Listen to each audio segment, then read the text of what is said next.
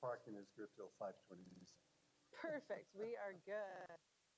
Yeah, we just parked right over there too. So, okay, make sure you can see us okay. And you're gonna film with your camera too? Yeah, yeah, yeah, yeah, yeah. We want to double up. Do you think you can hold it? If not, I mean, we can just go with that and just hope for the best. We do have. Oh, okay. You know what? Screw it. No, because I don't want you to waste it for tonight. Let's just go with that. Yeah. It'll be good. I trust. I have faith. Yep. More high tech. Exactly.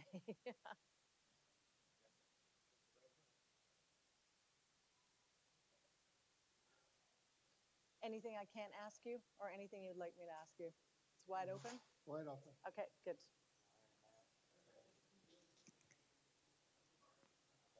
He's going to text the word go. It should be happening like now. All right, ready? I did a lot of television interviews from coast to coast. Oh, good. I love it. So this is nothing for you. Where should I be looking there? Or? You can look at me and the camera as well. So you see all of us? Perfect. And you're cutting any parts off, or are we close enough? Okay. When you're talking, just look at me. Yeah. You can look at me too occasionally because it's, back and forth. I can go back and forth. No go yet?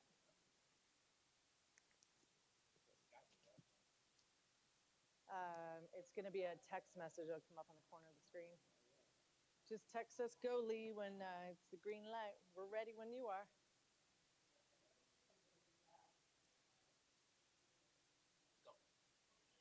Good evening and welcome to the TLC Unleashed show, Hollywood Vibes, Sports and Life with your host, Tracy Lynn. We are live here today. We're actually at the Wyndham Hotel in San Diego. I have a very special guest with me tonight, Mr. Rick Hermelin. Welcome to the show. My pleasure. Yes, well, this is exciting. You have such a wonderful story and of courage and triumph, and I was so excited to share it with everybody tonight on the show. So we're going to start from the beginning. Tell me a little bit about your life, where this journey began, and where you were raised and where you grew up.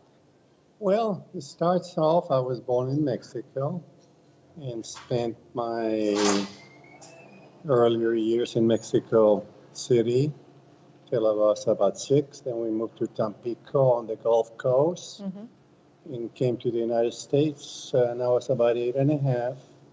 Spent 3 years in boarding school there. Then when I was 11, we finally moved to Brownsville, Texas, near the Gulf Coast. So went there school 6th grade through high school and joined the Marine Corps and did my boot camp here in San Diego. This is when I first came to California.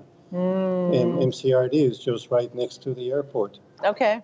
Yeah. So the Marine Corps, and what was your boot camp like? Tell us about that. Well, boot camp, Marine Corps boot camp is tougher than the other services. And at the time, it was longer than the other services. And we didn't get to go off base or anything. It was, I think, 13 or 14 weeks. And at the end of that, we finally got a 2-hour break on base. We couldn't even go off base. So we never left the base all that time except shooting range. How long were you doing that for? Well, boot camp was about 14 weeks, and rifle range a couple of weeks. And then I went to infantry training at Camp Pendleton, just north of here, north of Oceanside. That was just a short spell there, about 6 weeks, 8 weeks, then on to electronic school.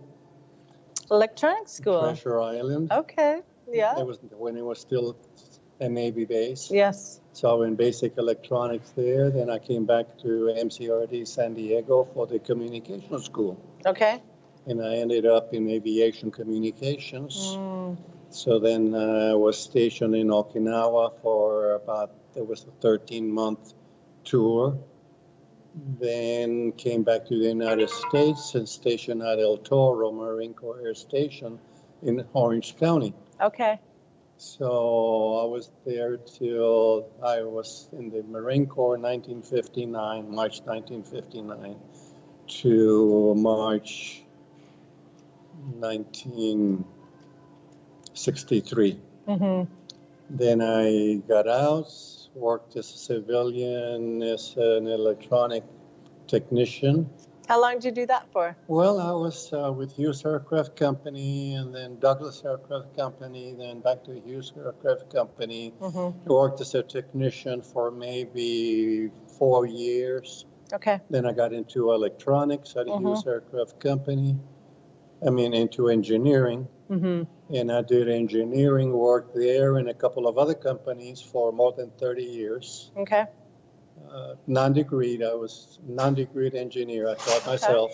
Good for you. I love sharing the stories like that because a lot of people think, you have to have the degrees in order to do things in life. And it really kind of stops people from pursuing their dreams. Right. And the degrees can help open Yes. doors that some doors would not open to me without a degree. But I did fine. Yeah. I did well. Exactly. And I was doing something I enjoyed doing. Basically, I've had my first job when I was 12 years old. I had a paper route. Mm-hmm. And all the jobs I've had ever since to just past December, I finally kind of said, okay, that's enough. And I've always enjoyed what I've done. Mm-hmm. Yeah. So tell me where this turn in life came, where you decided to do the things you're doing now. And we're going to share your story. The more the physical, the Yes. athletic stuff. Yes. Yeah, because I was not an athlete. I don't even consider myself an athlete. I'm very Mm-hmm. active. And in my earlier years, I had all the bad habits. I used to smoke a lot. Yeah. Used to drink tons of coffee. Mm-hmm. And my fair share of alcoholic beverages up until I stopped smoking when I was 28. Okay. Stopped the caffeine about 2-3 years later after that, and then I stopped the alcohol in So completely? 74. Well, the coffee and the alcohol, I did stop altogether for a number of years. Mm-hmm. Eventually I got back, but nowhere. Just Yeah. in occasional, glass here, glass there, but not like before. In cigarettes, I never got back to it because at one point while I was in the Marine Corps, I was smoking up to 4.5 packs a day. Wow. When I stopped, I was still averaging 2.5 to 3 packs a day.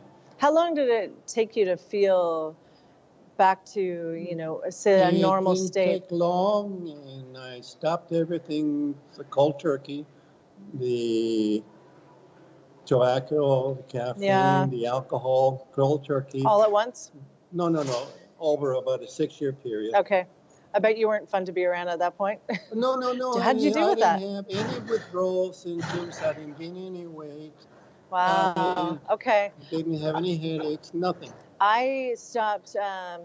So cigarettes, I actually smoked, and I don't even know if I've ever told anyone this before on air. So smoked cigarettes and alcohol and sugar and gave up other extracurricular activities all at the same time in 2004. And I think the hardest one was actually the cigarettes. And I really withdrew from the cigarettes and the smoking. Because I combined them all together when I pulled them out and went off of them. But it was difficult, and I gained quite a bit of weight, over 40 pounds, and I started to love food at that point. And so... Well, see, I made up my mind I wasn't going to put on weight because almost everybody I knew had put on weight. Yeah. And to me, I've always looked at as an excuse. Yeah. You give yourself a permission to let go. Of course, because you say one thing here, now I'm going to replace it with this. It's, But I knew right from the start, I said, because almost everybody I knew that had stopped had put on anywhere from 5 to 40, 50 pounds. And I said Yeah. I wasn't going to, and I didn't. Mm-hmm. Didn't Okay. gain anything and didn't have any withdrawal, didn't have any headaches, didn't have any problems. So no, Mm-hmm. everything's been really easy for me. That's good. Well, you have a great attitude too. I mean, even just walking down here, we were talking and, how's your day going? And it was like, you know what? Every day is great. Every day is great. Yeah. How do you keep that mental focus and that great positive attitude in life? Well, I realized that it's my life. So I'm in charge. Mm, So it's up to me. It's up to me to decide how I want my life to be. yeah. And I'd rather have fun. Yeah. If I kind of one of my basic rules is if it's not fun, don't do it. Oh, I love that rule. High five to that. Yeah. I love that rule, actually. Yeah. I live by that too. When it stops becoming fun, that's when you It's know. not worth it. Yeah, And like I exactly. said, fortunately, all that I've done work-wise, I've always enjoyed. Mm-hmm. And when I got to a point in certain jobs where I didn't particularly like, it was Mm-hmm. either changing my attitude or I would change jobs or something. But Yeah. I knew something had to change. Yeah, So exactly. it would either be something internal or external circumstances. But Mhm. then I moved on, and next thing, and the next thing, and the next thing. And there was always the next thing to do. Okay, so then you jumped on this new journey and you decided on this physical journey. Let's share with the viewers in the audience what your physical journey was and how did you decide that you were going to do this? Well, I was always active, Okay. but I wasn't consistent. Mm-hmm.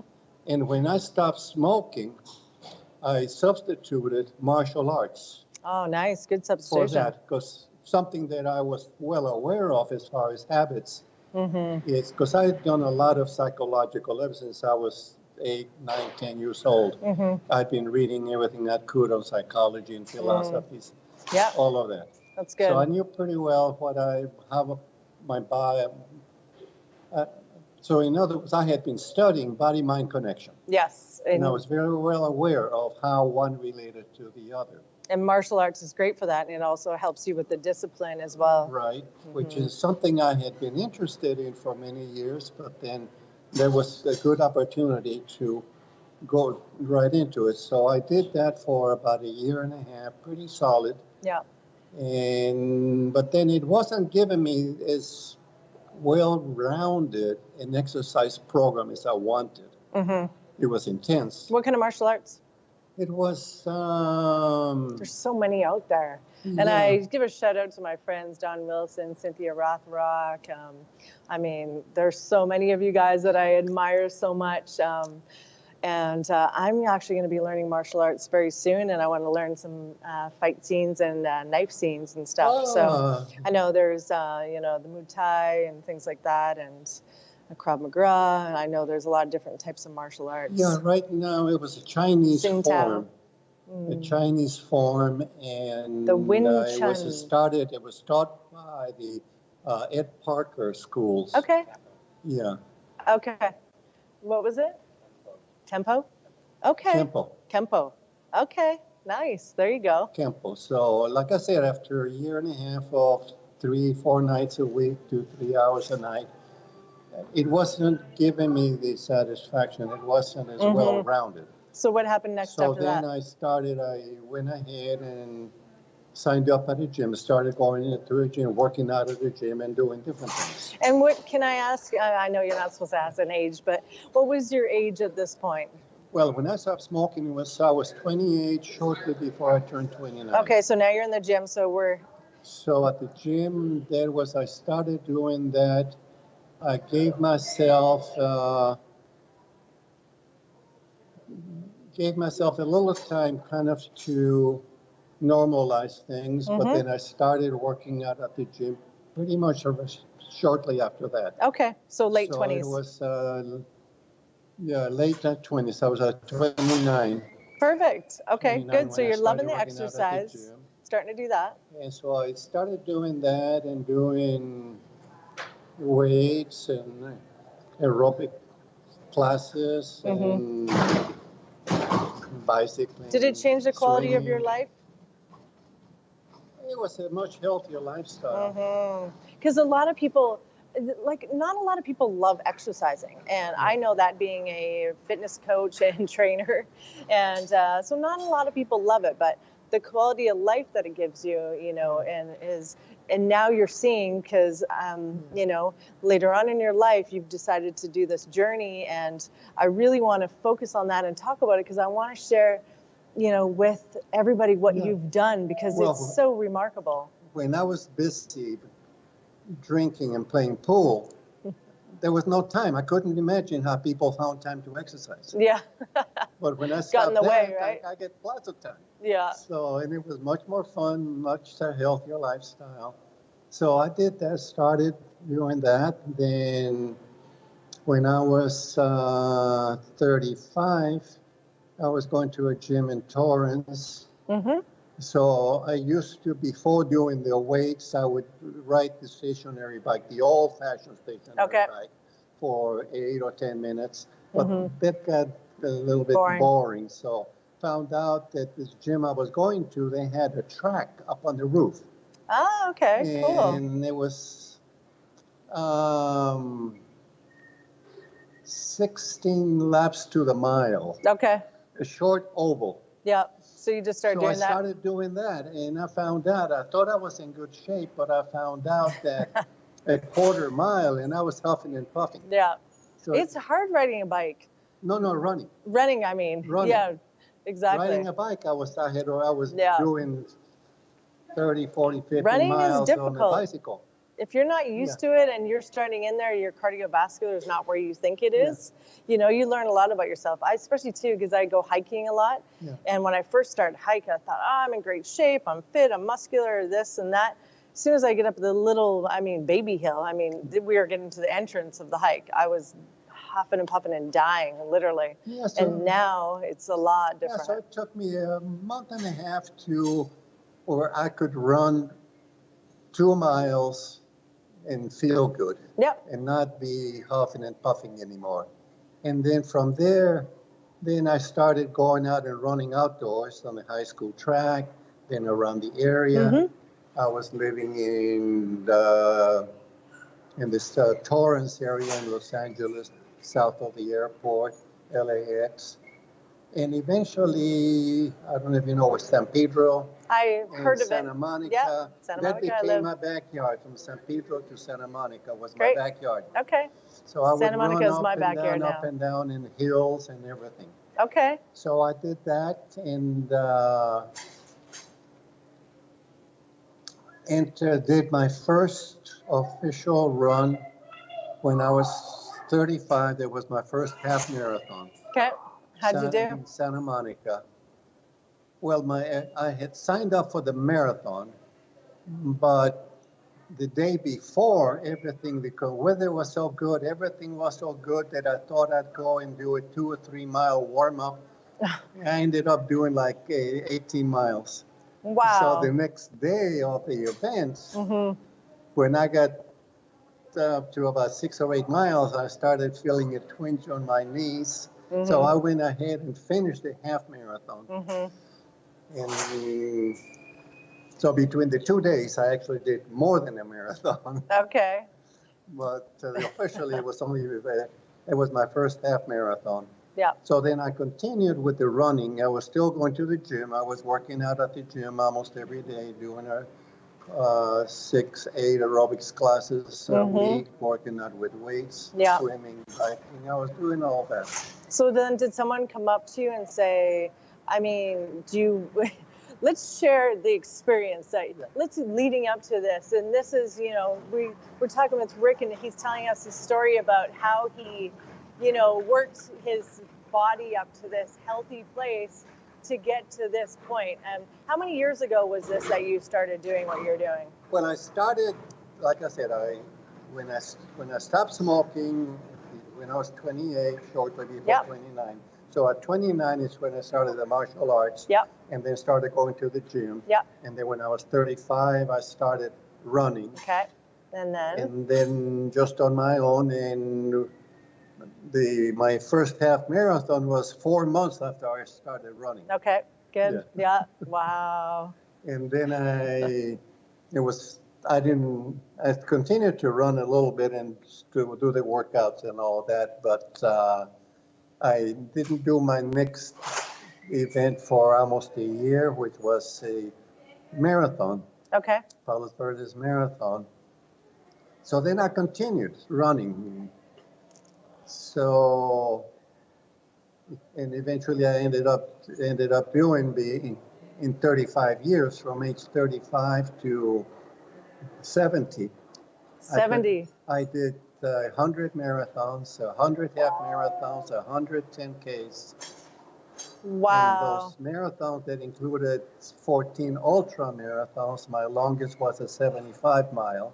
75 miles. Yeah, my Wow. longest ultra. How long does that take? I mean, the average person. Well, the 75 miles was part of, on a track, it was about 10 or 12 of us. Okay. And it was not a distance event, it was a time event. Noon Saturday till noon Sunday on the track. Yeah. It was in Ventura, a little school, just a dirt track with no lights at night. They had to set up little lanterns around the track so we could see where we were going. Wow. So there was a 24 hours, noon to noon Saturday till noon on Sunday. Yeah. And I did have to stop because the quads were so tight. By 3 in the morning, I could barely walk. So I Yeah. did stop and rest and massaged and stretched. And what for age about are you at 4 this hours. time? At that time, let's see, I was in my early 40s. Okay. So you're running this period of time. I mean, and can I ask how old you are now? I'm 76. 76. And are you still running? No, I'm not running I because. saw you running up to the parking lot here. Oh, exactly. No, I'm not running. I'm still running, but with no impact. Yes. I ran with impact for 35 years. Yes. Doing all those events. Yeah. And then June 5th, 2011 was Okay. my last half marathon. Yep. The San Diego Rock and Roll half marathon. Yeah. And then 2012, you began a new journey. No, actually, that's when I started my coast to coast. Now, Yeah. the month after I did my last half marathon, I started using the elliptical. I did my first ride on July 1st, Okay. 2011. Tell us what Elliptico is. An elliptical is an elliptical bike. So you imagine the elliptical machines at the gym, but on wheels. So it combines amazing. the elliptical motion, running, and biking. Yeah. What takes all the negatives away. It gets you outdoors. Yeah. Running still with no impact. Yeah. Biking, no seat, no bending, no neck and shoulder craning. Yeah. So I can do 20, 40, 60 miles, and when I get off, nothing hurts. Well, how did you find out about the Elliptico? Well, And where do we find these? the engineering, I did that for more than 30 years. Mm-hmm. And then it got to the point that I didn't want to do that anymore because it wasn't giving me personal satisfaction. Yeah. And to me, that always has been the most critical, important part of anything that I did. Okay. That it give me personal satisfaction. I was never motivated by material things, by money, but anything. But I wanted to be personally satisfied, and I wanted that I felt like what I was doing was meaningful. So it got to the point where in 1989, I didn't want to continue doing the engineering, so I stopped doing that. I left my job. At that time, I was 48 years old, and I went to massage school, which had been a hobby for many years before that, something I had enjoyed. A hobby, so you were just... So I decided to go to massage school, learn to do it professionally. Do you know anything about Esalen Institute in Big Sur? No. It's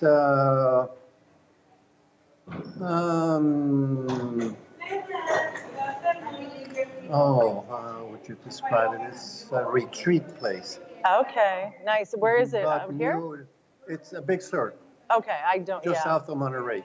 Okay, okay. South of Monterey. So I went there and attended a 5-day workshop on massage to just to test myself. I had already attended a few workshops on massage in Santa Monica and other areas. So I had some experience aside, but it was still just a hobby. So I went there to do a 5-day intensive Okay. to see how I would feel about doing that. Okay. So I liked it, obviously. So Yeah. I started looking for schools. Okay. And I looked for schools all the way from Santa Barbara to San Diego. And I ended up picking IPSB, IPSB, Okay. Institute of Psychostructural Balancing, which later became IPSB, International Professional School of Bodywork, same initials. Yeah. And so I went there in Pacific Beach here to Yes. San Diego for the full time for 2 years. So you're 48 years old at this point. I You've was decided 48. you've taken on this hobby that you've had of massage. Now you're going into a completely new realm of things for yourself at almost 50 years of age And I was still running. and still running avidly. And how was that? Is that fearful at that age, deciding to commit to something new? Because a lot to of me, us are scared. I've never been scared of change. As a matter of fact, I thrive on change. I look forward to change. Okay. So it's never scared me. How can we instill that and kind of give little tools to other people? Because a lot of us are full of fear and we don't want to make these decisions. And you don't have that mentality. I'm too old. I didn't do it then I'm not going to do it now. Is that people are scared not so much of the change, but of the unknown. Yes, fear of the unknown, absolutely. Of the unknown. And to me, the unknown has always attracted me. I've never been scared of the unknown. I've never been scared of change. To me, and I've been a lifelong learner. Even now, through the UC San Diego, they have the Usher Lifelong Learning Program. I take online courses with them. I love it. Yeah. You're remarkable. You really are. You inspire me. I mean, when we have all these excuses and, as human beings, you're such a great example to show, everybody in the world and go, hey, look, I'm still doing this. And you have that vitality and that youthfulness to you still. Well, it's because when I was a kid, and I guess that I'm pretty sure I drove my mother mad and other people, because my favorite word is why. I want to know why. I like that word too. I've had a curious mind. And fortunately, I've always been interested in everything. So I never get bored. Yeah, exactly. I never get bored because I'm always interested in something. Yeah. And I tell people the antidote to boredom is interest. Be interested. You cannot be interested and be bored at the same time. Absolutely.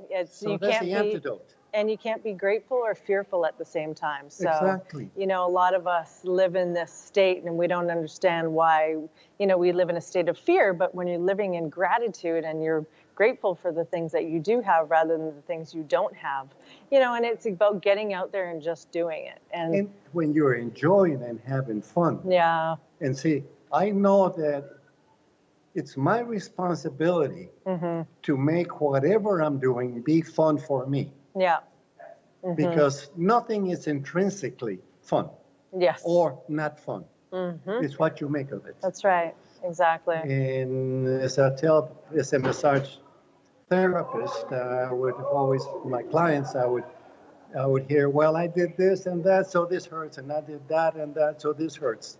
And I would always remind them, no, it's not what you did, it's how you did it. That's how you did that's it. Because critical. our bodies can do almost amazing things, as you well know. Yes. You are, a Thank very you. good example of what the body is capable Thank you. of. So, I mean, there has to be a level of discipline in your health and your nutrition because, I mean, did your family ever was there any illnesses or diseases in the family? Because I mean, you Well, are. both my mother and the father were smokers, but they smoked until later in age. Mhm. I stopped when I was 28 and never Yeah. had another cigarette.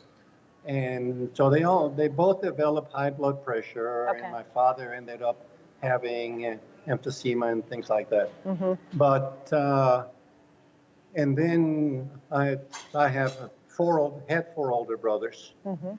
I'm the youngest of five boys, and three of them died of cardiovascular disease in their 40s, 42, 43, and 48. Wow. My Sorry. oldest brother, he didn't die, but he had an angina attacks in his early 50s, ended up with a quintuple bypass at 60, early 60s. And we had no family history of, of heart disease in our family. Both my Wow. mother's side or my father's side, we had, and if anything, we had a history of longevity. Okay. My mother had many sisters. My father had two brothers and a sister, and their parents, not all, but my maternal grandfather lived to be 92 and in good Wow. health right till the end. That's a good life. Paternal grandmother lived to be 96. Mhm. Unfortunately, my mother was only 70 when she died. My father was 75, and they were young for their families. Mhm. So my brothers, three of them dying in their 40s, and my oldest brother, he did live to be 73, and finally died about 12 years ago. But Do you think there was reasons why of a lifestyle choice? lifestyle, and they talk about the factors that contribute to cancer, to cardiovascular, to this disease, that disease. There's always factors. Yes. And if I look at my brothers, they didn't obsess with any one factor, but they had various factors. But in my opinion, the major factor, contributing factor to their cardiovascular diseases was they never learned to manage stress. And stress is the killer behind everything else. Number one killer. Number one. Absolutely. Right, and they never managed. Whereas I had started in my mid 30s, because since very early age, I had been a student Yeah. of the body and the mind and all that. But then in my mid 30s, for about 3 years, from mid 30s to late 30s, I was the human growth, human potential, S training, and other things like that. I did that for about 3 years. Yeah. About 2,000 hours worth of workshops, seminars, groups, and things.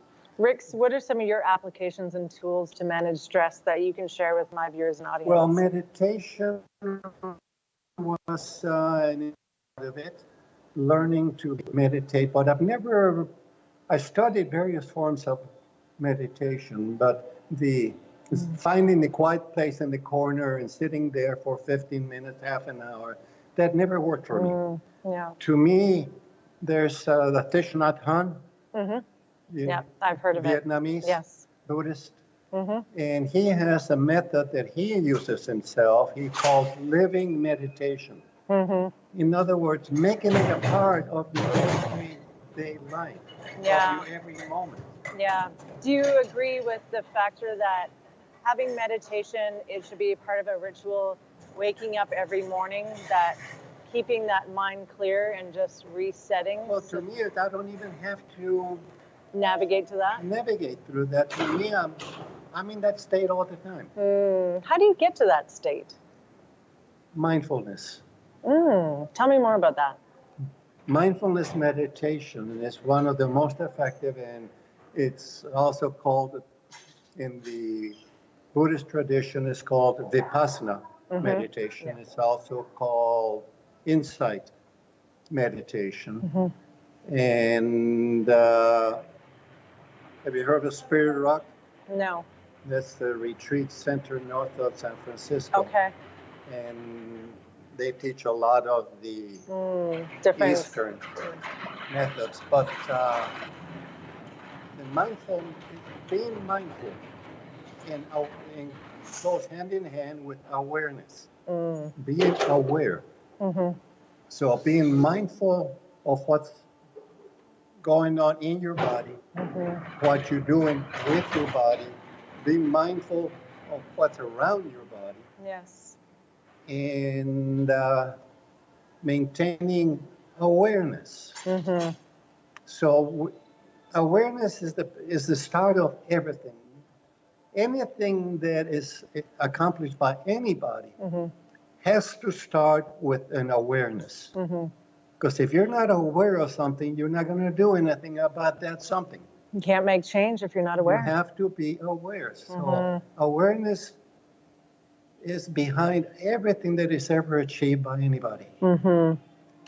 And mindfulness is a way to allow the mind to relax without you don't become a slug. Yeah. It's an Relax. active relaxing. Yes. An active relaxing. It's being engaged with life. And to me, if you're not mindful and engaged, I mean, you know, there's a You're not living. saying that, you know, talk about the people buried at 50 or buried at 60, but died at 20. I know, it's sad. It's true, though. So their bodies kept on, Yeah. but They're a shell of they an weren't really existence. living. Yeah. It's an existence. So to me, Yeah. to me, it's never been about how long. I mean, I'll live as long as I can, as long as it's also a good lived life. Because it's about how well, more so than about how long. Tell me If about. I can have both, Yes. bonus. Exactly, right? Yeah. Tell me about your eating habits and your nutrition. well, I like my junk food up to a point. Define junk food. Yeah, junk food, well, I like my cookies, I like my ice cream. Who doesn't? Everyone likes but that, I right? don't overdo it. And even buying something at the market, I don't buy some of those things very often because I know once I open the bag, it's gone. I'm with you on that. Yeah. So I just don't buy it. Yeah. Yeah. So don't put the temptation in front of you. Yes, exactly. I don't do that anymore. I used to have that cupboard that was a junk drawer, or junk cupboard and stuff. But don't. Yeah. but also I've never been a purist. To me, balance is the key. Absolutely. Balance in nutrition, balance in all aspects of your life. Yeah. Balance, balance, balance. Because if you're not in balance, then by definition, you are unbalanced. That's right. So tell me, besides the, little rewards here and there and enjoying life a little. So what does a day in a life of Rick look like for a nutrition plan? So you're getting up in the morning. Do you eat small meals every day? In the morning, I make myself a smoothie. Okay. I start off with a raw egg, add some protein powder, some banana, vanilla soy milk, frozen strawberries. I don't use ice, just the frozen strawberries to give it the crunch and the coldness. And I put that in the blender, and that's how I start my day. Nice. Almost every day. That's my meal. I mean, I've had other things that I've done in the past for breakfast, but for the last, I don't know, 4 or 5 years, that's been pretty much my breakfast. For lunch, almost anything I feel like eating, but I don't need big meals. Yeah. I don't need big meals. I don't like going into sit-down restaurants and getting a 5-course meal? A 5-course meal. Yeah. I'm very happy with the one plate with a few things. And it doesn't even have to be a big plate because that's for the portion control. Yes, portion control is key, and I'm glad you said that because that's the thing. And two, being use a smaller plate. Yeah, smaller plate, and there's actually different colors of plates as well that will trigger the palate and also decrease your appetite as well. So you guys can look that up, Google it. It's quite interesting, actually. Eating on a darker plate will actually, they say that it'll minimize your appetite. And so Never known that to affect. Yeah, no. Yeah. Well, none of us usually eat on dark plates, so that's also key. I tried it, but but I tried it, but it just wasn't working. Yeah. But you know, so that's good. So your veggies, you know, Well, the veggies, if they're included in whatever I'm eating, I actually don't need a lot of veggie dishes. okay. So that, Proteins? What do you eat for but the proteins? protein, I use the powder, but I use mostly chicken or turkey. Okay. I Yeah. still have a hamburger now and then, Mm-hmm. and fish. Yeah. Uh, I mix it up. I don't have any one thing, and I never know exactly what I'm going to have on any given day till I'm there. Yeah. Well, that's good, and that's the key though. It is balance, and we need to make sure that people understand that because you can enjoy life. And you know, I was having a Yeah. great conversation last night, you know, with a friend, and we were talking about rewarding yourself and having those days where you can be able to have certain things. And But the rewarding to me doesn't mean excess. It doesn't mean expensive. It doesn't mean Yeah. extravagant. I mean, those are the cookies because I've removed the word cheat because a lot of people call it their cheat day or cheat meal or whatever it may be, especially in the industry that I'm in, the fitness industry. And I like to say that, you know, I really don't like the word cheat because it has a really bad, you know, attachment to it, you know, cheating on tests or cheating partners or whatever it may be. No, I So don't. I don't. I love I don't cheat. Yeah, I love the word reward. So we can Yeah. reward ourselves with some cookies and, Yeah. and we get to enjoy it because we deserve it. And you're living proof of that. So when did you stop doing are you still riding the is it Ellipti-Pro? Ellipti-Go. Ellipti-Go. Ellipti-Go. That is a G-O. really cool, I want one of those, See, by the the way. elliptical machines at the gym, I call those Ellipti stand and watch TV. This is the goal, because you go. I do, right Okay. now I'm doing 15, 20 miles a day. You're still doing it. Almost, yeah, I've never I do seen it almost anyone on every day. Ellipti-Go in my life I outside. average about 120 miles a week, which on the Ellipti-Go, since you're standing, Yeah. there's more wind resistance. Okay. That's the equivalent of doing like 160 miles on a road bike. Okay. And that's my weekly average. Yeah. Yeah, and I've done sometimes more than that. Like, for example, in 2014, I did 10,000 miles in the calendar year. So I averaged Yeah, just I under read that. 200 miles, just under 200 miles a week on that. So you're slacking that year. And, right. So my average over the last, I've been riding it for just less than 6 years. Okay. And my average has been right around 7,000 miles a year. Okay. So I just went, I'm just over 41,000 and I'll get to 50,000 fall of next year. Fantastic. So where do we get an Ellipti-Go? How do we get one of these? Well, Ellipti-Go, there's a website, elliptigo.com. Okay. Their headquarters in Solana Beach, which is just south of where I live right now. Okay. I live in Cardiff, which is part of Encinitas. Okay. Where it's I heard that's a beautiful area. North County, part of San Diego. Not to say the county. And it's just north of Del Mar, south of Oceanside. Okay. Yeah, it's in between. Okay. Del Mar So and Oceanside. I've never seen anyone ever ride an Ellipti-Go before. Well, So do you see them around? They've been out for just over 7 years. Okay. And they just recently, just within this last month, their sales went over the 20,000 item unit sale. Okay. So worldwide, they've sold 20,000 Yeah. or more. And you can go to their website. They have distributors. If you go to their website, you can find where distributors are. They got them all over the world. And I prefer to go myself since I live nearby. I go right to headquarters. Okay. So I take my Ellipti-Go in for an overhaul. I take it in and said, make it like new. So I do that every 6,000, 8,000 miles. I want one. I'm just putting it out there, everyone, Yeah. because I definitely And throwing it out there. it's a fantastic, they have 6 models right now. 3, the one I ride is the original one that came out Okay. 6 years ago. So what are the other 5 like? 8-speed. And this called the Long Stride. And there's 3 models. Mine is the 8-speed. And in 2011, they came out with a 3-speed and then an 11-speed.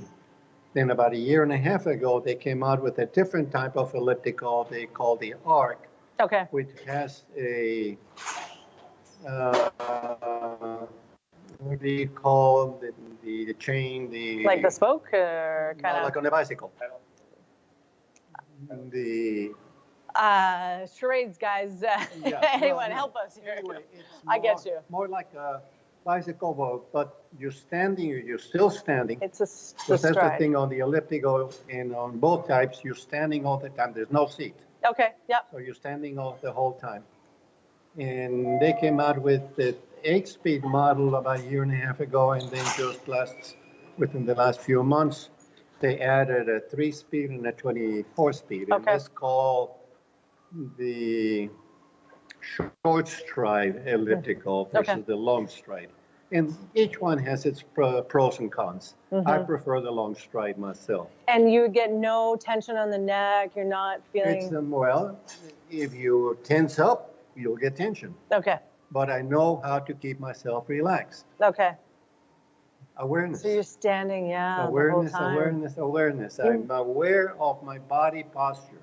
I'm aware of what I'm doing and how Yeah. I'm doing it. You must have great So I core never, as I well. am pain-free. I never have any pain anywhere in my body. Okay, what about injuries over the course of your lifetime? I've never broken a bone. Uh, as far with all the running, the worst I suffered was Achilles tendonitis and plantar fasciitis, which was from overuse. I had to learn to slow down, let it heal, and then go back, and then I was able to resume. Even when I was going through the slowing down, it just meant I stopped running the marathons and the ultra marathons and the high weekly mileage. I cut down, but I was still doing half marathons, 10Ks, 6 or 8 aerobics classes a week. I was still doing that during my healing. So let's share with the world your opinion and thoughts. And when people say that exercise is not important in life, what are your thoughts on that? That they don't know the value of exercise. Yeah. Because without exercise, if you don't exercise your mind, you have a dull mind. If you don't exercise your body, you have a weak body. That's not going to be able to sustain you and keep you active, help keep you active. I've been active all my life, so I don't know what not being active is like. I'm the same. I wouldn't know it any other different way. So I share the words. There's a difference between just activity and overdoing. Because as a massage therapist, in my experience through years of running, even before that, is that most of the injuries that so happening to people were self-inflicted from overdoing. Yeah. Overdoing, overusing. Overtraining, overusing. So the thing is to balance, again, back to balance. Whereas, and to me, overuse, I define as using any part of your body to do something that it is not capable of doing safely. If you can't do it without injury, you're overdoing. And that's most what injuries and aches and pains are from overdoing. Absolutely. I can definitely relate to that. So tell us, the word discipline always comes into my mind because you have to be disciplined, discipline of the mind, discipline of the body, discipline of all these things. So I've been disciplined all my life. Yeah, since and I you was have to very be. young, since I was very young. Grade school, even before going to school, I always liked things being done the right way. In having things be where they're supposed to be. So tell me, because I know that you have to be disciplined. I've gone through stages in my life, kind of similar to yours, Rick. So where the overabuse of food, alcohol, alcohol. I say that twice, Yeah. and and other things. And so the thing is that when I started to learn about my body and have that awareness that you're talking about and being in tuned, that's when I started, learning about exercise physiology, learning about the mind, learning, just in how to adapt in certain ways to be more conscious so that I learn my body to have a healthy lifestyle.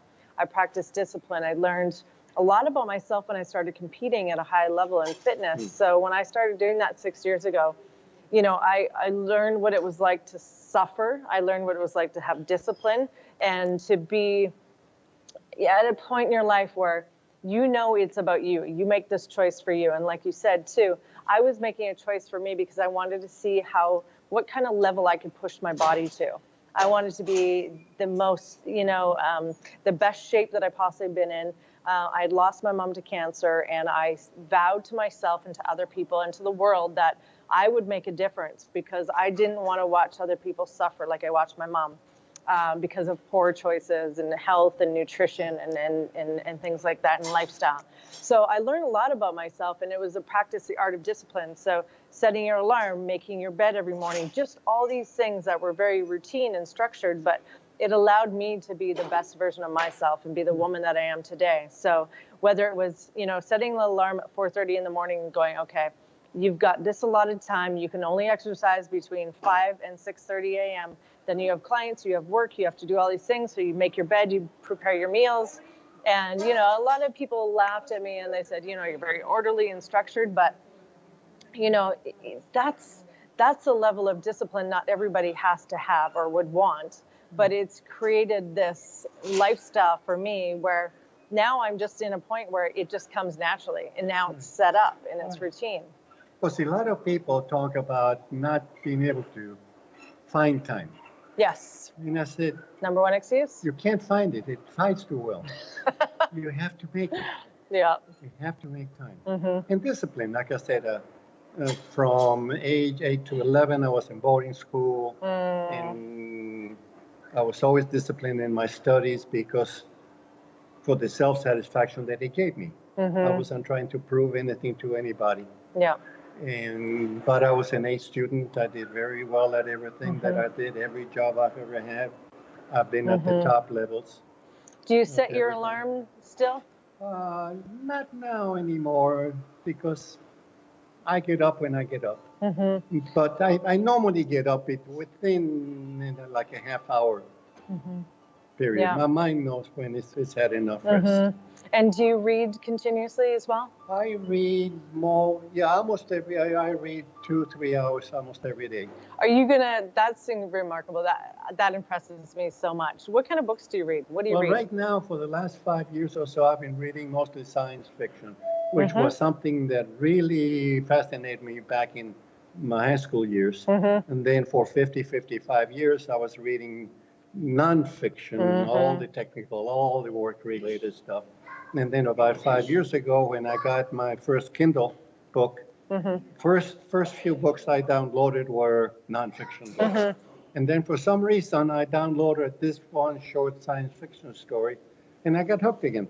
So for the last 5 years, about 98% of what I've been reading is science fiction. Well, that's good. You like it and enjoy love it. So why not, right? I love it. That's fantastic. Yeah. What else do you have on your bucket list? What are some of the things that you want to do? You still have some things that you had to check off the bucket list? Well, get to 50,000 miles on the elliptical. I already did 50,000 miles running. So how far are you out from that? I'm just over 41,000 right now. Okay. And I got more than 10,000 over the second place elliptical rider in the world. And they're much younger than me. Matter of fact, of the active elliptical riders in the world, I'm the oldest. Well, can I join you in your... And I have the most mileage. I love it. Well, I'm competitive, so I want to join this party of Elliptigo stuff. So I'm going to find out a little bit more and reach out to them. And because I want to start doing this, I'm going to be out in San Diego more. And if you don't mind taking me on my first Elliptigo ride. I would love to. Okay, that'd be great. We'll film it because it'll be fun. And anything outdoors and active, I love. I think it's fantastic. I love your philosophy on And when I life. ride, most of the days I live in Encinitas. Okay. Carlsbad is just north of me. Yep. And I know where those two are. Solana Beach just south of me. So most of the days I ride right along the coast. Okay, I love it. We've got a few minutes left. I would love for you to look into the camera and give your words of encouragement to the world and let them know that your lifestyle has created you to be where you are today and what you have to them. Well, To motivate. it's, enjoying my life, enjoying what I do. And it's my responsibility to make sure that I do that I enjoy it. If it's not, there's choices. You can always do something else. So if it's not fun, I'll find something else that is. And if it's not interesting, I'll find something that is.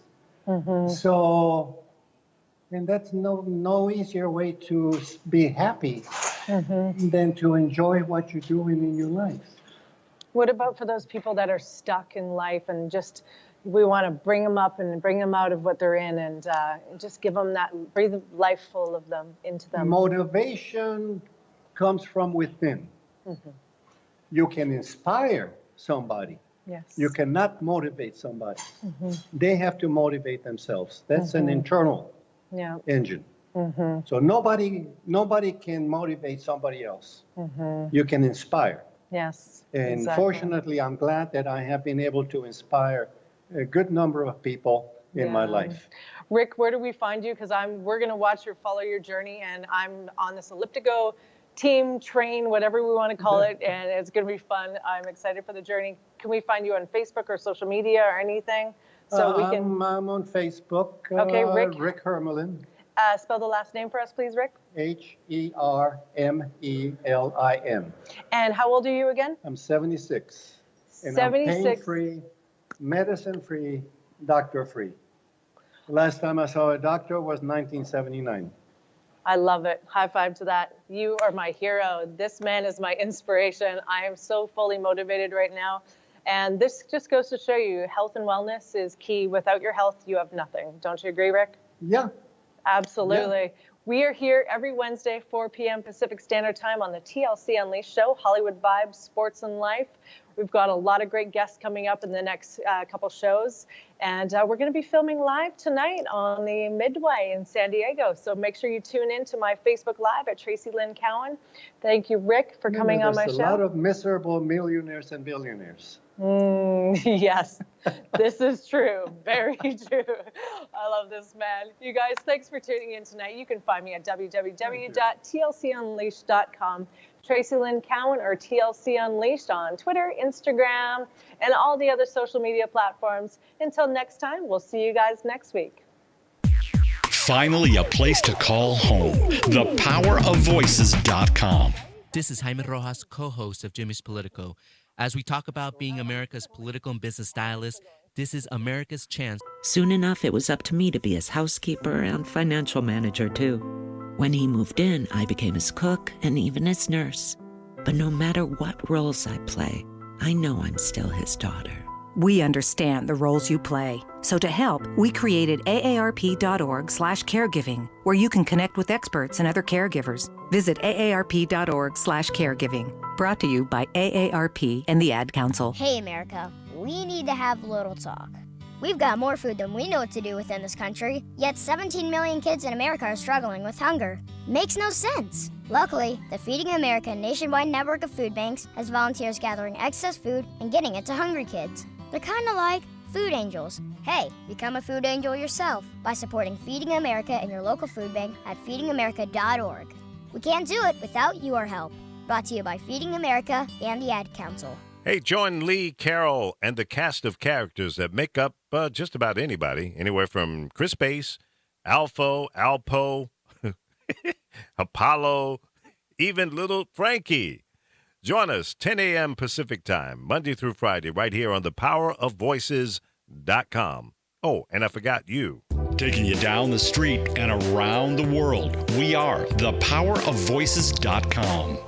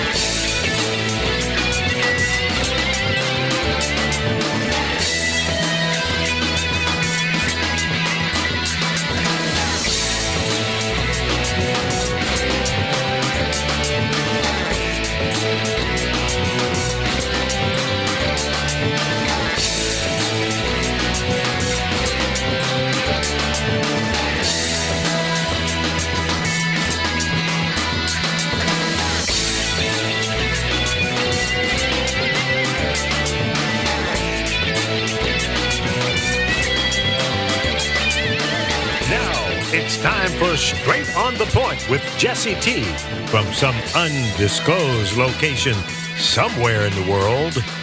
Now, ladies and gentlemen, here's Jesse T. Okay, we're back on the air in studio live. Good to be back with you. The Brown Beauty is back on duty. Jesse Terrero on the air and everywhere from the community to the world on the power of voices.com. Thank you very much, Lee, for bringing us on like you do so eloquently every single day of the week. I'm here live in studio, so I'm here to work out all the gremlins that have been interfering in the lines of communication between you and I when we are in the remote areas of the most distant parts of Los Angeles County, in those undisclosed locations. Quite frankly, the reason why I say that is because half the time I have no idea where I'm at or what I'm doing. I'm just kind of floating around, but that's your typical Southern California attitude, especially when summer comes around. But what happened to summer? My goodness, summer is starting to evade us. It's like summer wants to be here, but winter won't let it happen. It's kind of a cool, overcast day throughout LA County, and summer in New York right now. I mean, that should be flip-flop. We should have the weather they're having in New York right now, or they had today, and they should be having our weather. So what's up with that? I mean, is the world gone so upside down? That's worse than negative becoming positive and positive becoming negative, because if you don't have those kind of summers here in Southern California, that means there's not too many people hanging around at the beach. And that's where the life is, boy. The beaches of California during the summertime are so beautiful. If you ever have the opportunity to come here to the West Coast, spend your time in the beach. I suggest you go down towards San Diego, La Jolla area, or up to Ventura County, Channel Islands. Some of the most beautiful beaches here that are still kind of pristine. Everything kind of in the middle between there is very urban and city-oriented. So there's lots of more people crushed into a short and compact zone. But if you can get up there to Ventura County and or down into San Diego County, the beaches there are a lot more pristine. If you ever have the opportunity, go across the Mexican border and go to the beaches just on the other side of the fence. Because what you'll see there as you leave San Ysidro and you go, of course, south across the Mexican border and then go west towards the Pacific Ocean, you'll see kind of what the California beaches used to look like maybe about 150 years ago. You say you go about 50 miles inland in Mexico and then you head west. Before you get down into Baja California, you're still sort of in California because California and Mexico, the only thing that is really separating us is the fence, the different countries, the country lines. The dirt is the dirt, and the sand is the sand, and the water is the water, and the starfish are the starfish. And I've often wondered, I wonder if starfish in Mexico speak Spanish and starfish on the other side of the fence in America speak English. Have you ever thought about that? I think about those weird things like that. I wonder if a shark swimming from Los Angeles down to San Diego and then into Tijuana waters and down into Mexico, I wonder if he runs into another shark and they can't communicate to each other because they don't speak the same language. Of course, with their luck, they probably both speak Chinese, Mandarin, so, they probably would solve that. But nevertheless, if you want to kind of get an idea of what really, truly California beaches used to look like, just a rock throw away, maybe about 50 miles inland, and then to the beach in Mexico on the Pacific Ocean, and then kind of look left and right, and you'll see sort of what the pristine, beautiful sands of Los Angeles County, San Diego County, and Ventura County beaches actually used to look like. It's a mind-boggling experience when you kind of look at that. And the farther south you go, the more pristine the beaches get. And the farther north you go up past Santa Barbara to Vandenberg Air Force Base, where they launched that missile to intercept the ICBM that they shot off from the islands out in the Pacific just to practice and show some might, American might, to North Korea and the world.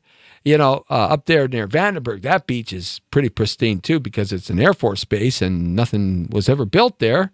So it's kind of very natural. And you can walk to that from around the point of Concepcion, and that's there in just north of Santa Barbara. So anyhow, it's good to have you along here at www.thepowerofvoices.com. Jesse Torero with you.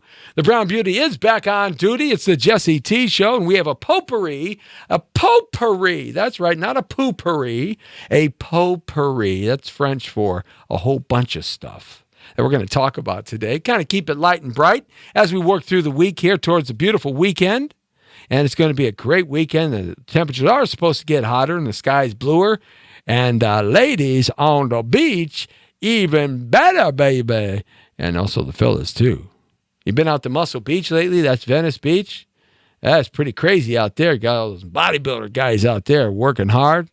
Kind of cool. Kind of fun to go down the Venice Walkway. If you've ever been down there, go check that out, too, folks. Hey, you can take us along, too, at www.thepowerofvoices 24/7. By downloading that free app and all the great programs. That way you can hear the Jesse T Show all the time. Saying hi to Eddie Craig. Hey, man, Eddie, how you doing, buddy? Good to have you along. Jacqueline Russell and Eddie Craig. Nope, it's on your end, Jesse. We can't hear a darn thing, brother. You can't hear anything? Well, then we have to get Lee in here. Now, let me ask you this. Can you hear something now? Is that a little bit better? Let me know, Eddie, if you can hear something now. Because we may have had the wrong thing plugged in the wrong way. So how about that? Is that a little bit better for you? And give me the scoop on that one. I had to unplug something to make that happen. Saying hi to our friends on Instagram. Thank you very much. Instagram's there checking in with us, Instagram Live. And our friends on Periscope. Oh, you just faded out on me, that beautiful red heart. Thanks a lot for tuning us in, Periscope, as we're starting to build that audience. Robin Elvis Karaoke, I believe that's how you say his name, just joined on in. Thanks a lot. Share it out. Appreciate it. You can check us on Facebook.com/Jesse Torero and Straight on the Point, because you are entering the world according to Torero now as we slip through the madness of a Wednesday throughout America. You're slipping into the midweek with me, Jesse T, and I'm going to put you straight on the point on a lot of the things we're going to talk about. Always chime in with us at Facebook or Instagram Live. For those of you who are on Instagram Live, thanks a lot. So always chime in to us. Let us know what you're doing. Saying hi to Noon 9 Doc. You say that 5 times real fast. Noon 9 Doc. Noon 9 Doc. Noon 9 Doc. Noon 9 Doc. Noon 9 Doc. Noon 9 Doc. Woo! That's a tongue twister if you're ever one. You got to do some of those tongue twisting exercises. Get that tongue strong and those lips supple. Yes. Okay. So what do we got to do today? Well, we're going to have some fun today because we're going to talk about a whole bunch of things. Apparently, God has just been found. At least he was found in 2016. God has just been found in 2016. Did you know that? If you didn't know that, I'm letting you know that God has just been found in 2016. Yes, G-O-D has been found. Well, this according to one of those great physicists that are always on TV. You know, the Asian-looking guy with the white hair, parts it down the middle? Very popular physicist, theoretical physicist. He's on a lot of programs. He says that he found God in 2016. Has anyone ever told you that you look like Meghan Trainor? No one has. But thank you very much. At least I look like somebody. I mean, that's kind of cool, right? I mean, it's always good to look like somebody. You can look like yourself, but they do say that there's a double in the world that doubles you up somewhere. Have you ever met your double? I kind of never met my double, except I've gotten myself in a little double trouble. That's for sure. Oh, no, me, Jesse T, getting in trouble? Mischievous fun? No. Well, I think this one's a hard one for me to see. I'm going to have to bring in a big magnifying glass on. Moon Grande Monde Moon, something like that, or Poon Grande Moon. They checked in with us on our Periscope. Hey, thanks a lot. Okay, so our famous scientist, our famous physicist drops the bombshell. Apparently, he found God in 2016. Now, I'm not saying he got stuck walking down Hollywood Boulevard and ran into the Scientologists. Of course, I got a funny story about that. That happened to me when I was like 17 and a half, picking up my suit for graduation. Saying hi to Jacob Boss. Jacob Boss, thanks a lot on Periscope. Eddie Craig said, come on, brother, how about that landscape mode? This 4:3 aspect ratio is crap. Take care. We can't hear you, brother. Eddie says he can't hear me. So we got to get somebody in here to help us out. I don't know why you can't hear you. Eddie, you can't hear us? Really? Wow, that's a trip. I mean, can anybody else hear us on Facebook.com/Jesse Terrero? Well, yeah, when Lee comes back in here, we'll check it out and see if we can do that. I got an idea, though.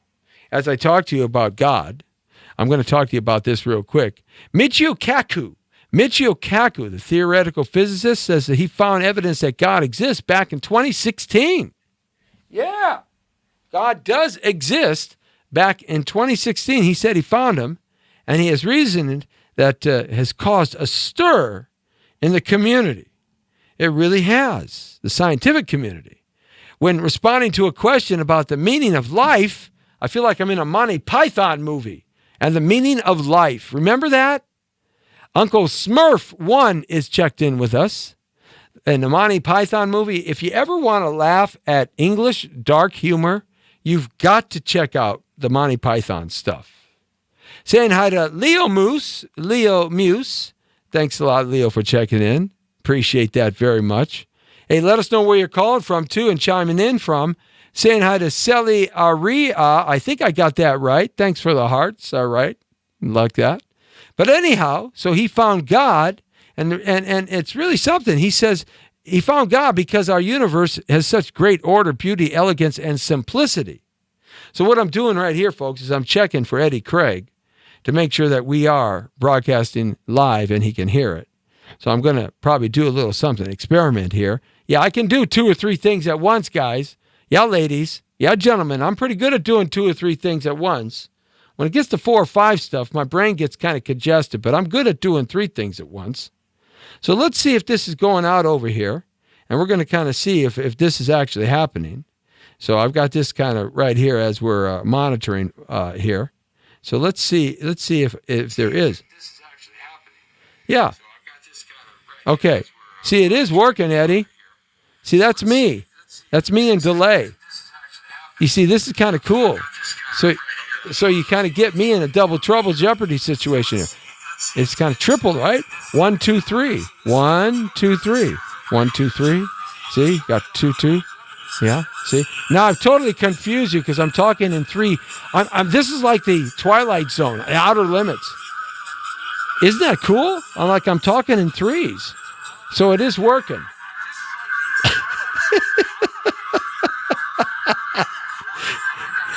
I probably just drove my parents crazy, didn't I? How do you turn this off? Stop it. Okay.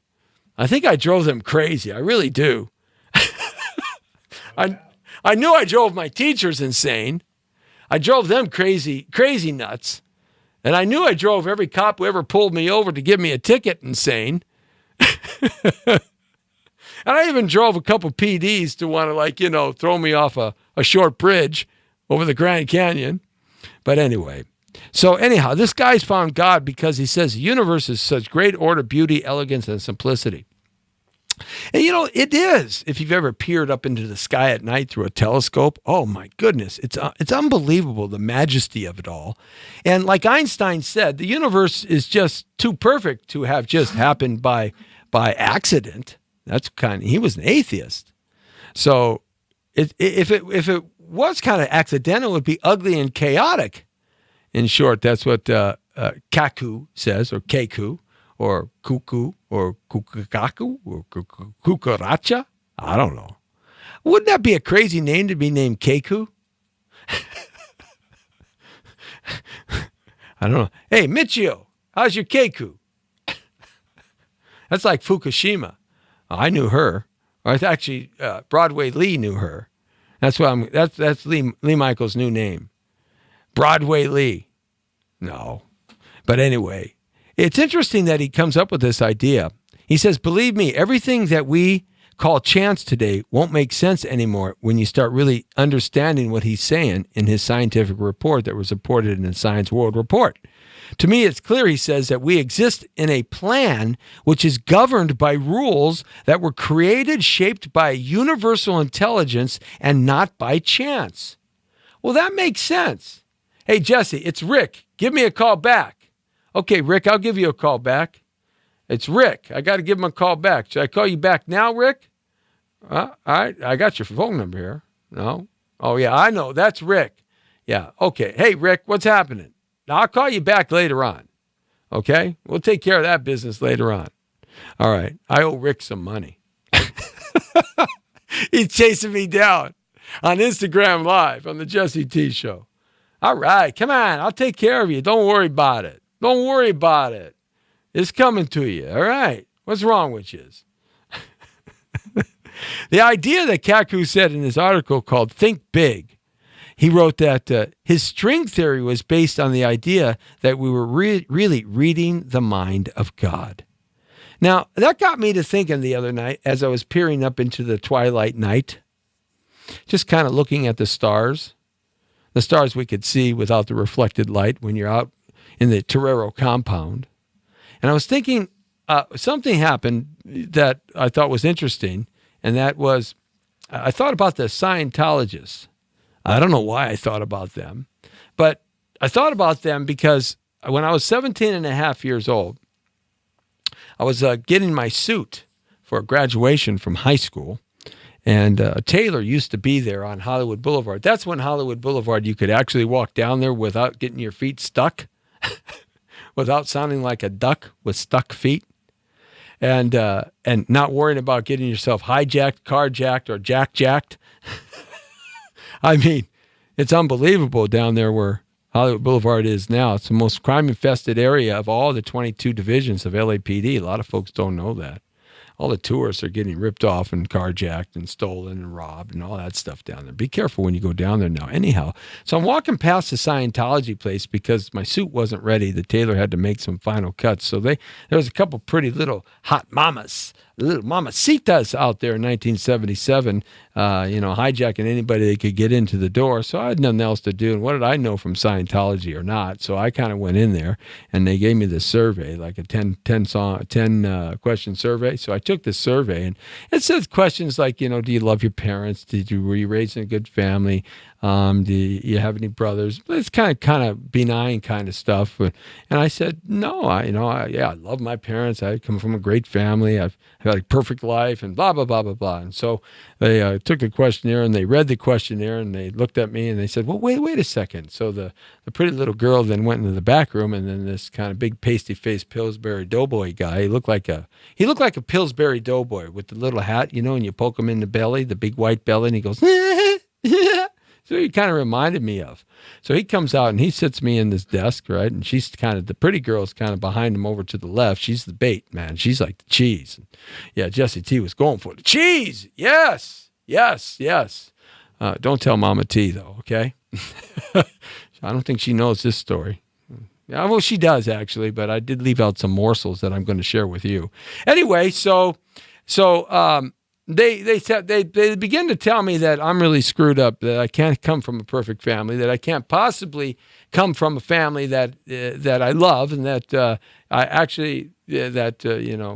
there's something wrong with me. And they started tearing all these 10 questions apart. I mean, it was just like they knew what to say.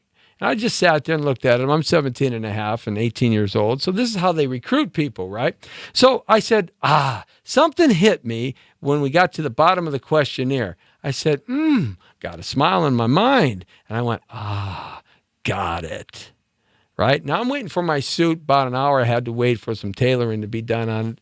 And I had to go pick it up. So I'm sitting there in the Scientology thing, and it hit me at the end of this questionnaire when they asked some question in a certain way. What hit me was, I know what they want. Yeah. So Jesse T and his horns came out of the top of his head, and his big red tail started growing, right? Yes, and he started thinking of a very devious, mischievous way to try to blow their minds. So I said, yeah, well, you're right. Well, I got the little girl to come over and give me a hug, and that was kind of cool. Because she had no big breastises. Oh, boy, she was hot. I wanted to take her to the beach, put some Michelob in her. When I was 17 and a half. Of course, I don't drink anymore, but, a good Michelob with a girl during those days. Oh, yeah. Oh, yeah. Hoo-hoo. Man. Anyhow, so, yeah, my mother raped me.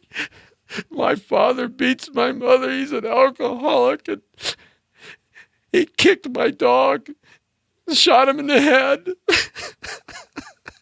And they looked at me. I said, it is just terrible.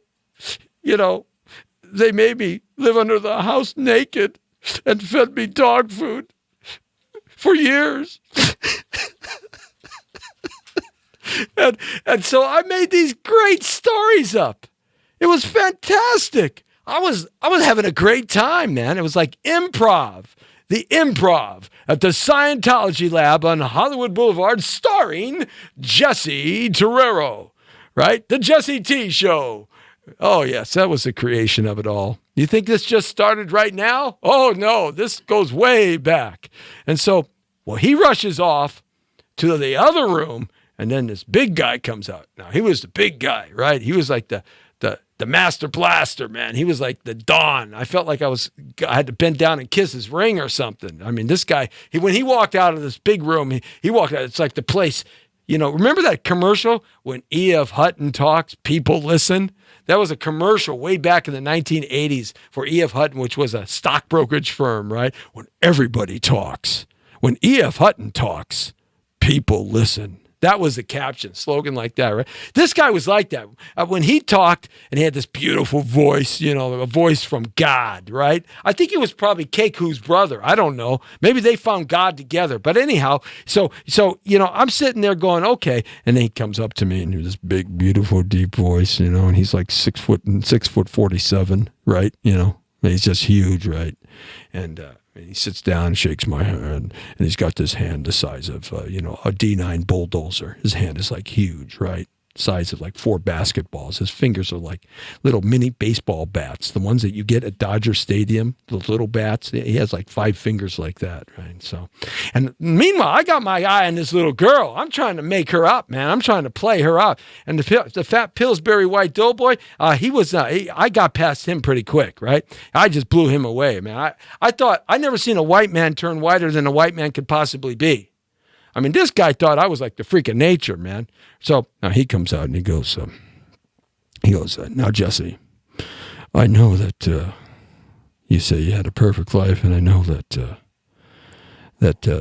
you've had some hard times, and we appreciate you being honest with us. But I've been watching you from behind the door, and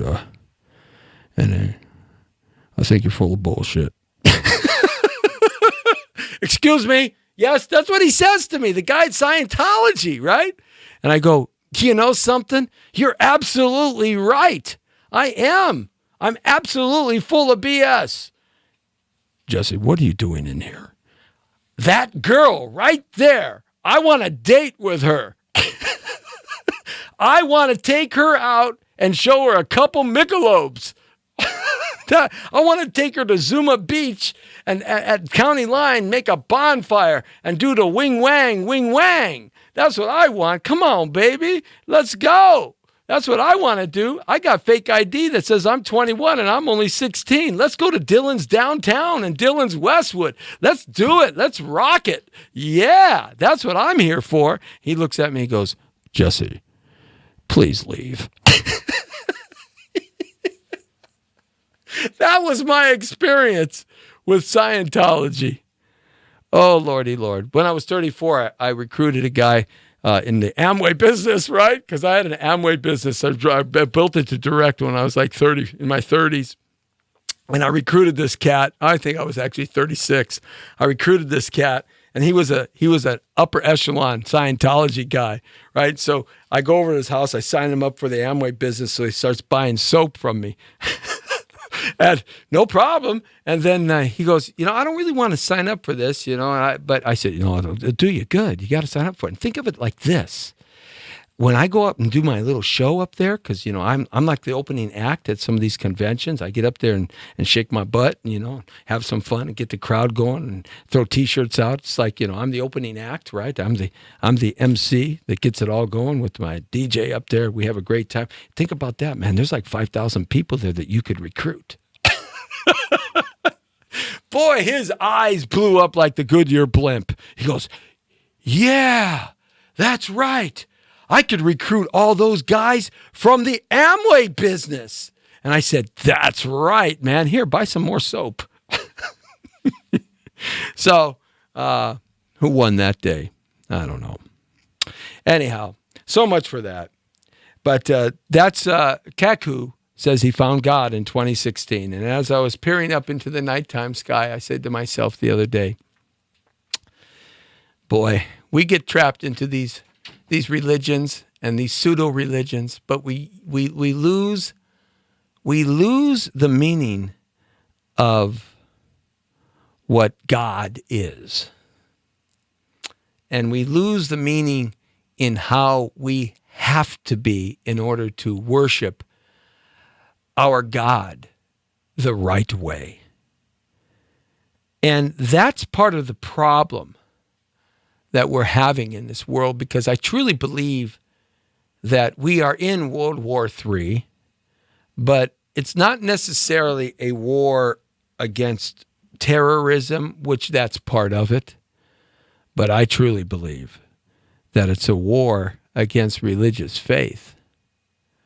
The Judeo-Christian Catholic ideology of faith and how you're supposed to enjoy your God, and the Islamic Muslim ideology of faith and how you're supposed to enjoy your God. It's a clash of religions. And who's going to win in the final end? It'll be interesting. I'll tell you this much. Who wins and who loses comes down to the ability of population. And the Islamic folks make 8.8 babies per family worldwide. And the Judeo-Christian folks, Catholic folks, make 5.5 babies per family worldwide. So, Christians, you got to get to some more baby making. And I still want to get that girl at Scientology. Yeah. Wonder what she looks like at 56. All right. So, do you think that the Confederate stuff should be all taken down in the South? I don't think it should be. It's a part of our history of the United States of America. Good, bad, or indifferent, it is a part of what makes us. In fact, there's a great scene in the search in one of the Star Trek movies where they're searching for God at the end of the universe, and Spock's half-brother Sybok has the ability to touch everybody's brain, and if they share their fears and insecurities and their loss with them, they then can unite together the search for God, which will heal them. And that's what Sybok's trying to do. And he convinces everybody, even his half-brother Spock, to join his cause. But Spock really doesn't join it, but he tries to convince him. And he tries to do the mind thing with Captain Kirk. Yes, William Shatner. Don't you just love William Shatner? That's right. Yes. I'm Captain Kirk, and I'm not going to do that. No. Right. So, yeah, and he tries to do the mind meld thing with Kirko. I love him. And Kirk says, you see this memory taking place in the film, and of Kirk and his past, and he stops, and he's enraged, and he's looking at Sybok, and he goes, you can't have my memories. You can't have my fears. You can't have my problems. They are what makes me, me. That made perfectly good common sense to me and logic, don't you think? So I think we shouldn't be taking down the Confederate stuff. And no matter how bad it pisses people off, too bad. Grow up. It's a part of American history, and we have to keep our history pure. That's what makes Americans Americans. So I am totally against that. We don't do those things anymore, and that's a part of our history. It's like those crazy nutcases, psychopathic murder, and absolutely stupid, dumb serial killers, Muslim jihadist, Islamic crazy nuts out there destroying all those great sites of antiquity up there in Turkey, Syria, and northern Iraq and Afghanistan. I mean, are you kidding me? The cradle of humanity? They're destroying these places of antiquity? That is a crime. And in fact, that leads me to the next thing, the United States Marines. The United States Marines are under some allegations now. The Marines, we're talking, leathernecks. We're talking like, hurrah, the Marines. America's most America's most finest. You see, that's when you get stuck. You got to go around another way. Finest fighting force of men and women on the planet Earth, but mostly men. And because only recently women were allowed in. So there's a camaraderie ship through battle, through pain, through agony that is created amongst our fighting soldiers. And the Marines are the first ones to land and the last ones to leave. Always. The Marines come in, then the Army comes in. And the Army sends in hundreds of thousands, where the Marines are sent in smaller groups. The Marines are always first, and they take the brunt of the casualties. I mean, when you're a Marine, you learn some tough stuff. These Marine boys are tough. So there's a thing called toxic masculinity that the left-wing liberal lunatics are saying that the Marines have, this toxic masculinity. Well, too bad. Too bad. I'm sorry. And I'm just going to get everybody angry on this one. I'm sorry. If you're a woman and you're a Marine and you're a Marine woman and you can't hang on the battlefield, then that's just too bad. In fact, as far as I'm concerned, I don't believe that women should even be able to be fighting on the battlefield, as far as I'm concerned. But that's totally old school, and that goes against the grain. But then I can't help but being me, Jesse T. I tell you what, given the choice between a man and a woman fighting with me of the same courage, I would rather have a man fighting with me of the same courage. Now, given the choice between a man and a woman fighting with me and the man was a coward, I'd rather have the woman fighting with me. And given the choice of being alone and having nobody, I would rather have anybody fight with me. I would have a woman, a man, a turtle, and an octopus fight with me. It doesn't make any difference. Okay, but the point is, I think in war, in battle, this camaraderie ship has to be there. This macho attitude has to be there. I mean, when they tell you to go run and face 27 50 caliber machine guns with bullets the size of 6 inches coming at you, pop, pop, pop, pop, and you say, yes, sir, and go, look, I want some macho-ness in it. I want that idea of testosterone blowing up and saying, yeah, that's who I want on the battlefield. So toxic masculinity, are you kidding me? Forget it. As far as I'm concerned, and I don't care what anybody says, as far as I'm concerned, men should be doing the fighting. And women, hey, I know there's a lot of ladies out there who want to do some fighting, but in my world, that wouldn't happen. Okay? But then again, thank goodness I'm not president. You think the haters of Trump, the haters of Torero would be there for sure, because I think the opposite of what a lot of the regular political correct thinking is today. So when we start looking at that and we start saying to ourselves, how do we get along in society? I mean, how do we get from one point to the next point without arguing all the time and without fighting all the time? I mean, what's the issues here? Why do we live in such fear in our society today? Why are we so afraid of everything? We're like little mice. We jump at the first thing. We argue and we debate and we point the finger and we get angry and we get emotional all so fast. Well, I'll tell you what, I don't see that changing. It seems to me that over the next generation or two, that's just kind of what it's going to be. So as far as my belief is, I wish they would have concealed carry in California. Let's exercise our Second Amendment. But in fact, the California voters voted for concealed carry several years ago. But El Stupido Brown and the A-hole assembly men and women and the Sentajos, I call them senators, Sentajos, because every time you send somebody to the Senate, they become a hoe, Sentajos, and our great Mayor Confetti Garcetti, because he doesn't have anything in his head but candy and paper.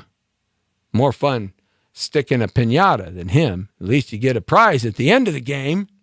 But the point is, we need concealed and carry, and our government officials are not allowing that to happen and putting up a lot of roadblocks. But in the meantime, they vote themselves to be completely exonerated from the concealed carry laws. In other words, they can conceal carry, but we can't.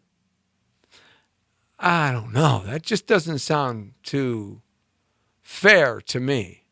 Sort of sounds like hypocrisy to me. What, do they get special treatment? You ought to live in some of the neighborhoods I drive through as a real estate agent. Those people should get special treatment, not those people up there that live in their lofty castles in the sky, insulated with behind their Sig Sauers and their Glocks and their 1911s that they carry. I like the Glock 21 personally. It's a 45 shell. I like that. It's got no safety. That's one the police use a lot. They use that Glock 21, right? Put a hollow tip on top of that sucker, it'll drop you. All right? I like the 1911 because, for better or for worse, if you run out of bullets, you can use that thing like a friggin' hammer. That thing is solid steel, man. You can smack somebody around with that, like some brass knuckles if you had to. A lot of people like 9mm, and the Sig Sauer is really cool because it doesn't give a lot of kick and it's pretty accurate. But I don't know. I like the 45 bullet. And I think it stops better than a 9mm bullet. As a 9mm bullet stops better than a 22. But any kind of concealed weapon, I think we should have the right to carry. But our chief, Charlie Beck here in the city of Los Angeles, who really is just a mama's boy and a yes man for the mayor, Confetti Garcetti, because that's who hires him. It's not like in the TV shows where you see the police commissioner and the chief of police run autonomous. No, that's a fantasy. Here in Los Angeles, the mayor hires and fires the police chief, not the commissioner. The police chief serves at the beck and call of Mayor Confetti Garcetti, and every mayor for that is. And Chief Charlie Beck, who came into power after the gentleman who is in New York now left and actually transformed the Los Angeles Police Department into a great force, but certainly under Chief Charlie Beck, he's made it a weaker force. And here's why. He doesn't back up his police officers. He's the first to use them as an scapegoat. I've seen it 1,000 times plus 5. Yeah, not plus 4, plus 5. No, not plus 6.5. And not plus 1.5. No, plus 5. Okay? And that ain't no jive, baby. That's right, because we're live at 5. It's the Jesse T Show every day, Monday through Friday from 5 to 6 right here on the powervoices.com and AVTV Live and the Digital Broadcasting TV Network. And, of course, we're on many social network sites, live stream, Instagram Live, Periscope, who's given us lots of hearts today, and 3 Facebook sites, Straight on the Point, The Power of Voices, and the Jesse Torero Show right here. Also, YouTube Live and The Power of Voices, and a whole bunch of others. But yeah, Chief Charlie Beck basically doesn't back up his cops. And they go after their cops, man, to the point where the cops don't want to do anything because, no one backs them up. No one backs them up. Everybody wants them to go down. Everybody wants them. In fact, there was an article today that the gang members, L.A. County Sheriff's Department reported and warned all police agencies in California that the gang members have got organized vendettas against the police agencies, especially here in Southern California. So now, not only do people want to shoot them and kill them, but the gang members want to shoot them and kill them.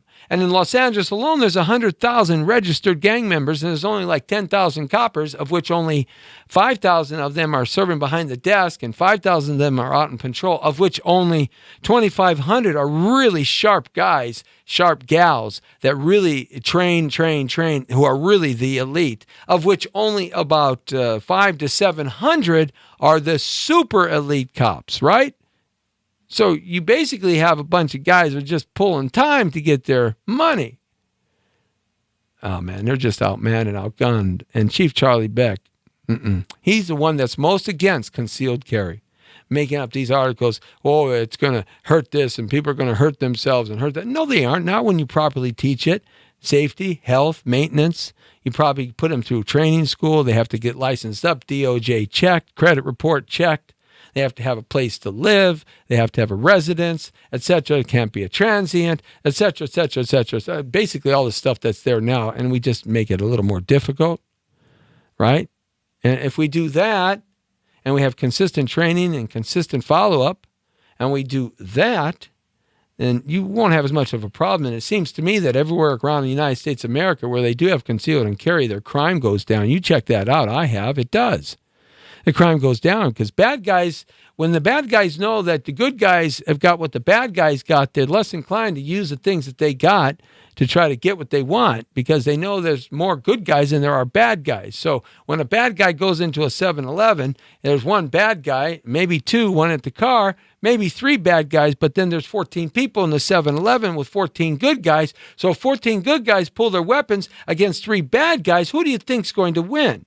So the bad guys are less inclined unless they're just zapped out on drugs. So you see, the bottom line is it's kind of called mutual assured destruction, MAD. It kind of helped us for, 60 years of the Cold War? Makes sense to me, at the very least. So, thanks, Chief Charlie Beck. I haven't got a nickname for you, but I'm going to figure out one because you are the one that's stopping. You're part of the problem, not part of the solution. All right? It's unbelievable to me that we don't have that here in California. Why? Why? Give me 5 reasons why. I can't think of 5 reasons why. Look it. I had the LA County Sheriff's Department show up at my house last night at 2:30 in the morning.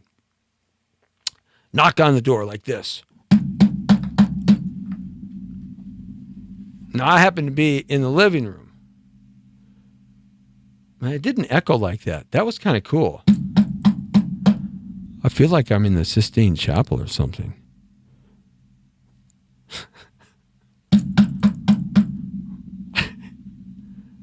That's like made-up sound effects. I like that. Yeah. Now I can talk like God because he was found in 2016.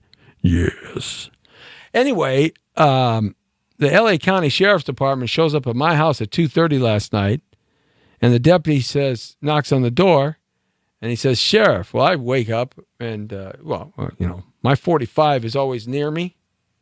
So I put the 45 and go to the side, and I said, "Who is it?"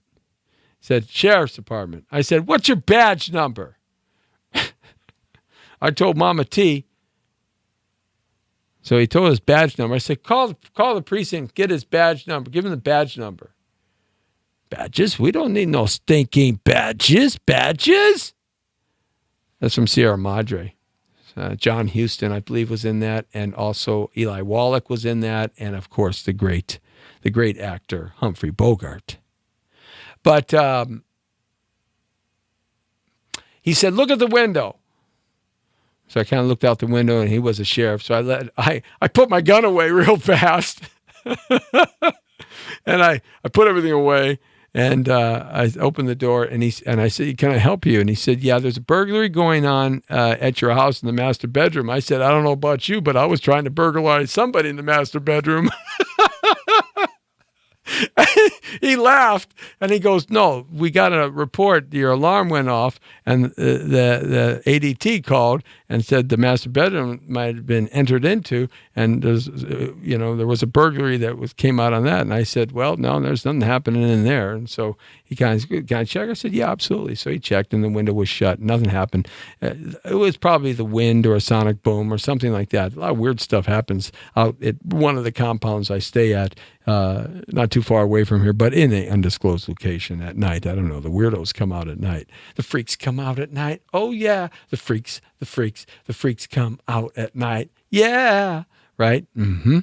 Yeah. So he goes, nothing going on. I said, no. So he leaves and he goes, hey, by the way, get back to your burglary. He was a cool young deputy sheriff, right? And I said, oh, baby, when you're my age, the burglaries don't take too long. And so, of course, Mama T hit me in the back of the head when the door was shut. She goes, what are you doing? I said, me? I'm not doing nothing. Me? Nothing? Me? Doing something? Come on. I don't do nothing. Come on now. Saying out of Debbie Lucero, Teresa Caputo. Oh, my goodness. Teresa Caputo is on with us. Teresa Caputo. Oh, Lord. You don't know who Teresa Caputo is? Oh, man. Teresa Caputo used to live like 4 blocks away from me down in Sun Valley. That's right. Oh, the Italian family. Yeah. Her brother Jackie, who passed away, but Teresa Caputo went to high school. Yeah, she was friends, I believe, with Bonnie Cordovas. Oh, Bonnie Cordovas.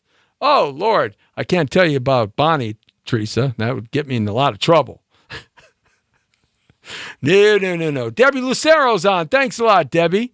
And, hey, of course, the Jolton J himself, Jeff Langton, is on with us. Okay, now I know everybody is sick and tired of me talking about this over the last 15 years or so, but they did announce recently, and I've always believed this to be a giant conspiracy anyway.